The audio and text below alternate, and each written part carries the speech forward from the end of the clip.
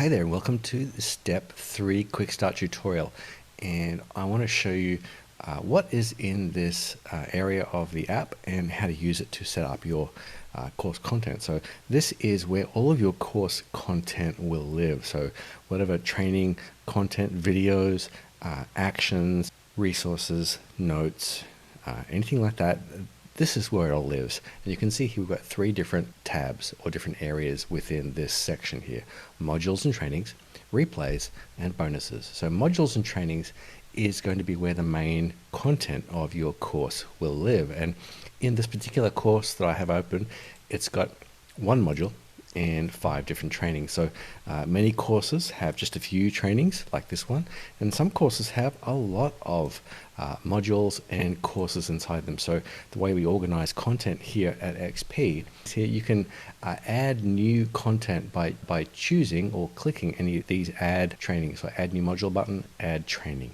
button.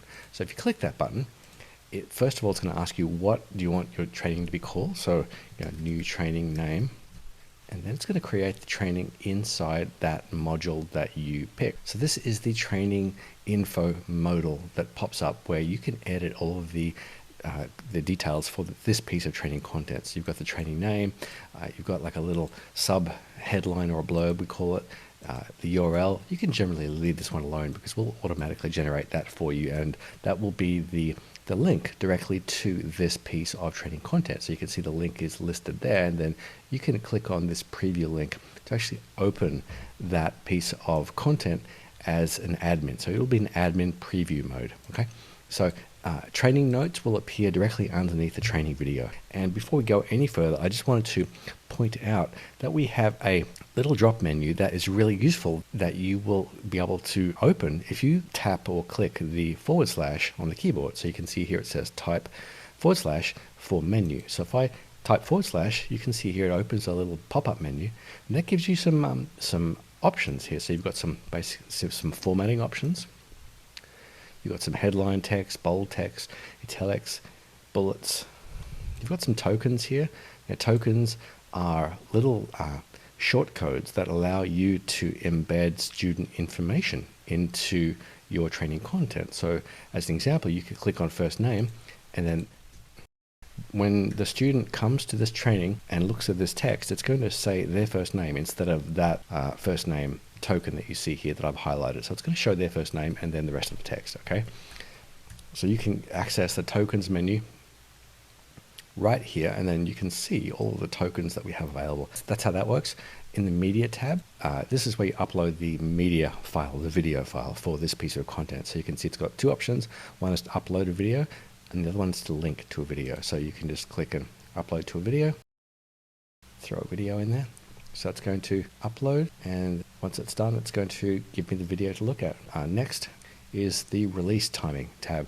This is where you decide when and how the training is going to be available to students. So for example, this training, because we're still setting it up, it's still in draft mode. But you can choose to make the training available immediately, or you can put it onto, make it available to students on a specific date and time. You can choose after X days. So this is the traditional drip content release style where you can say, I want to make this available 1 day after they sign up for this course. Okay, so that's how you do that. And then nth day specific week. So this is a more advanced one where you can drip content on specific days of the week after the student joins. So I'm not going to dive into that one too much. You can get more info if you hover over the information icon and then click on the read more here. That will give you more info on all the release styles and how to use them. Okay, so I'm going to set this one to immediately for now, and then release content to students dynamically. This one is what we call binge mode, and this one is really interesting mode where we can unlock training content to students as they complete the previous piece of content. Okay, so this is was inspired by the Netflix model where they just keep giving you the next episode and the next episode, and we do the same thing here to students, and it really helps students to stay in action. So it's an interesting option, and you can read more about it on this link here. Read more here. Okay, so 4th tab is actions and points. So this is where you assign actions to students to do, and then give them points in exchange or as a reward for taking action. So for every new piece of content you set up, we'll give you 2 default actions here: watched video, and so you can describe the video in this action notes area. And then in this example, we've got one point to the student, so that when they check it off, when they click done it, they get 1 point. And so there's some extra options in here, and I'm not going to go into those here in this video. This is just a basic setup video, but you can learn more about them if you hover over the information icons. Okay, so you can set up as many actions as you want for every piece of training content, but our best practice advice is to set up between 2 and 4 actions per training. Give points on each action, but also give more points on the implementation steps. So you can see this one is a action item. They need to go and do something after having watched it, and then I give them more points for going to implement something. Okay, and then finally the downloads tab. This is where you would upload any documents or resources you want the student to be able to download as part of this particular training. Okay, so you would just add and then choose a upload, and choose a PDF or whatever you want to upload as part of this training. Okay, so once we are ready, we click save, then close, and then we have a new training name. Okay, so that is now available to students, and you can see it is available immediately to students. Okay, so I'm going to go ahead and delete that one real quick. You can add a new module by clicking up here on the top right, add new module. So that will add a whole new module to here that you can now add more trainings to. You can copy the module, you can make a copy of it, duplicate, and you can also move any module to a different course that you might have in our system. Okay, so it's a good way to move content back and forth should you want to. And the same thing is available for trainings. You can copy a training to a different module in another course. You can move it to a module in another course. So some people find that really useful. Ignore it if you don't want to use that. And then we have, of course, edit, delete, duplicate, and preview. Now let's move on to replays.